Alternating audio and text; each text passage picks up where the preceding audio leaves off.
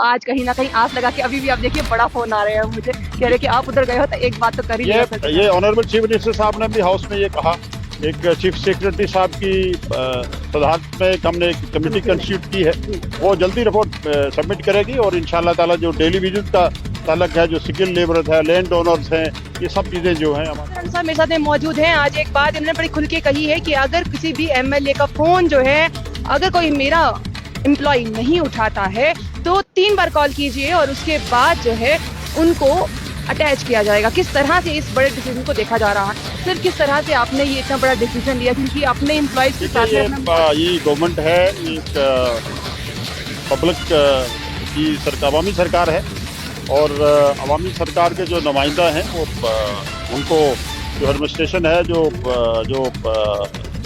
उनको अकाउंटेबल बनाना है और अकाउंटेबल बनाने के लिए अगर जो नुमाइंदा लोग हैं, ऑनरेबल एमएलए जो किसी को फ़ोन करेंगे और कोई ऑफिसर फ़ोन नहीं उठाएगा तो वो किसी भी सूरत में बर्दाश्त नहीं किया जाए। मैंने उनको ये कह दिया है कि 3 मिस कॉल अगर आपकी स्क्रीन शॉट में मुझे भेजें वक्फे के साथ, तो देखा जाएगा ना कि उसमें क्या ड्यूरेशन है, तो अगर कोई ऑफिसर फ़ोन नहीं उठाता है उस पर एक्शन लिया जाए। फिर अगर बात की जाए, आप एसटी को भी ध्यान में रखते हुए चलते हैं। पिछले जब बाढ़ आई कठुआ सांबा की अगर मैं बात करूं या जम्मू की बात करूं, हमारे कई ऐसे एसटी समुदाय के कुल्ले हैं जो कहीं ना कहीं तबाह हो गए, खराब हो गए, उनको किस तरह से? देखिए, ये गवर्नमेंट ऑफ इंडिया को हमने एक रिक्वेस्ट की है, जम्मू कश्मीर सरकार ने जहाँ तक मुमकिन हो सका जो खुद कर सकते थे हमने किया है। बाकी एक बड़े पैकेज के लिए गवर्नमेंट ऑफ इंडिया को हमने रिकमेंड किया है, प्रधानमंत्री साहब से कई बार ऑनरेबल चीफ मिनिस्टर साहब ने उनको कन्वे भी किया है।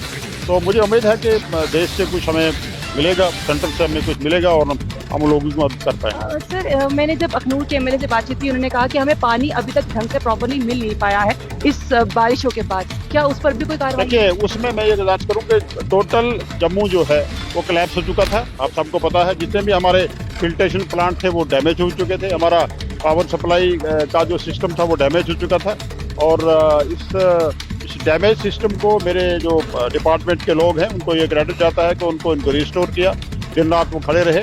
और इसमें मैं जो लोकल एमएलए हैं उनको भी मुबारक करूंगा कि सब लोगों ने, सिविल सोसाइटी के लोग, सब लोग और पर्टिकुलरली मेरे डिपार्टमेंट के लोगों ने दिन रात लगा के इसको रिस्टोर किया है। टेम्परेरी रिस्टोरेशन के बाद हम परमानेंट रिस्टोरेशन की तरफ जा रहे हैं और इंशाल्लाह आने वाले टाइम में मुश्किल से भी निकल जाए। आप मेरे साथ हों और मैं डेली वेजेस की बात ना करूं, वो आज कहीं ना कहीं आस लगा के अभी भी आप देखिए बड़ा फोन आ रहे हैं मुझे, कह रहे कि आप उधर गए हो तो एक बात तो कर ही लिया सकते। ये ऑनरेबल चीफ मिनिस्टर साहब ने भी हाउस में ये कहा, एक चीफ सेक्रेटरी साहब की सदारत में हमने एक कमेटी कंस्टिट्यूट की है, वो जल्दी रिपोर्ट सबमिट करेगी और इंशाल्लाह ताला जो डेली विजिट का ताल्लुक है, जो स्किल लेबर है, लैंड ओनर्स हैं, ये सब चीज़ें जो हैं हमारे सामने हैं और इस पर हम इंशाल्लाह काम करेंगे। क्या लग रहा है सर?